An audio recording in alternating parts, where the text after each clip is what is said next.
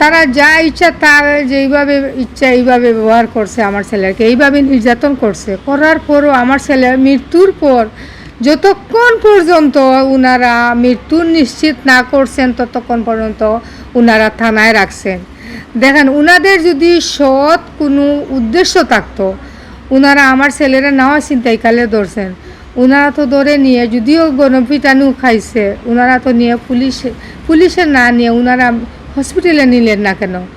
ওনারা আমাকে যখনই আমার ছেলেকে ধরছেন, আমার ছেলের কাছ থেকে আমার ঠিকানা নিয়েছেন, তার বাবার ঠিকানা নিয়েছেন, তার দাদার ঠিকানা নিয়েছেন, এবং এই থানার দলাল নুরুল ইসলাম সে তাকে আমার পাশের বাসায়, এই নুরুল ইসলামকে উনি ফোন দিলেন না কেন যে আমরা রায়হানকে ধরে আনছি, তোমার এলাকার রায়হান, তার মা বাবাকে একটা খবর দাও।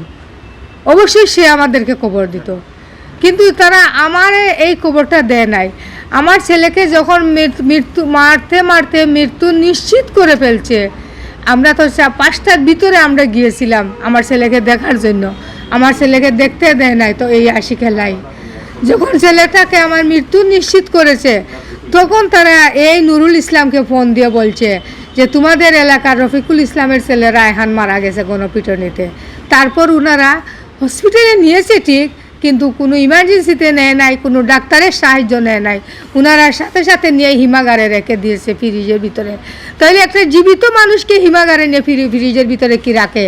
যদি মৃত্যু না হয়, তাহলে ওনারা যতক্ষণ পর্যন্ত মৃত্যু নিশ্চিত না করছেন ততক্ষণ পর্যন্ত ওনারা থানা থেকে বের করেন নাই।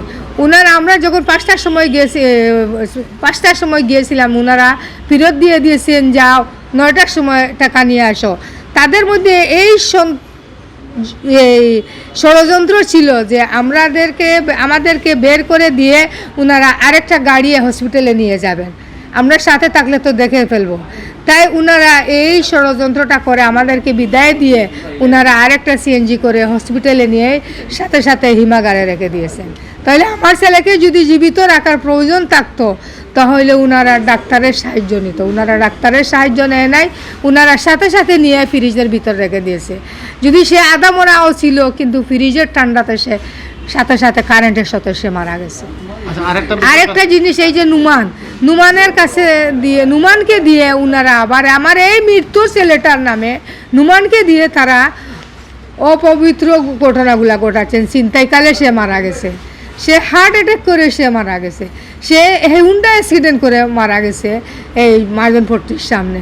এই 3টা জিনিস বানোয়াট করেও তারা কথা বলতেছেন। আমি যখন গিয়েছিলাম তখন সৌমেন আমাকে বারবার বলছিল, আমি এসেছি কাষ্টগড় থেকে, রায়হানকে এইখানে গণপিটা নিয়ে সে মারা গেছে, তাকে তুলে এনে হসপিটালে রাখা হয়েছে। আমি যখন বলছিলাম এই সৌমেনকে, তাহলে আমার ছেলেকে যদি 11টার সময় তোমরা কাষ্টগড় থেকে ধরে নিয়ে আসছো, আমার ছেলে মারা গেছে, তাহলে বুট 4টার সময় তৌহিদ এলাহিকে ফোন দিয়েছিল। তৌহিদ এলাহির ফোন থেকে আমার ছেলে যখন ফোন দিছিল যে আম্মা আমাকে নাও এসে, তখন সেইটা কি আমার ছেলে কাষ্টগড় থেকে তৌহিদ এলাহির ফোন পেল কোথায়? এইটা তো থানার ভিতরে থেকে ফোন এসেছে। তাহলে এই এত বানোয়াটগুলা এই নুমানকে দিয়ে ওনারা ছাড়ছেন ফেসবুকে যে আমার রায়হান কোনো পিটানিতে মারা গেছে। এখনও নুমানকে গ্রেফতার করতে পারে নাই। সেইটা আওলাদে জানে কেন গ্রেফতার করতে পারে নাই। হয়তো আওলাদে তার ব্যাপারে কোনো কিছু খেয়েছে কি না কি সেইটা আমি জানি না, কিন্তু নুমানকে বের করতেই হবে, তা নাহলে সিসি ফুটটা আবার করবে না। আর সিসি ফুটের বাইর করলে সিসি ফুটে দেখবেন আপনারা আমার ছেলেকে কতটুকু নির্যাতন করতেছেন আর কতটুকু আদর করতেছেন, সব একসাথে বাইরে যাবে। তখন কারো মুখের কোনো সুপারিশ লাগবে না, সেইটা সিসি ফুটে সরাসরি দেখে ফেলবেন।